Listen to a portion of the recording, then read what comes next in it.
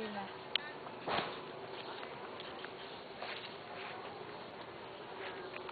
Hi! Hi, Jersey! Howard ko. Happy birthday! Hi, Jersey. I don't know where your name came from, but I know a cow called Jersey. It's a Jersey cow that it produces something. It produces very, very, very creamy milk, just like Jersey Howard ko. He shared something special. He gave something extraordinary. He produces something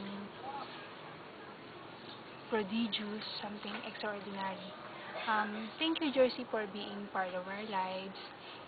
Thank you for sharing something special, sharing your life to us.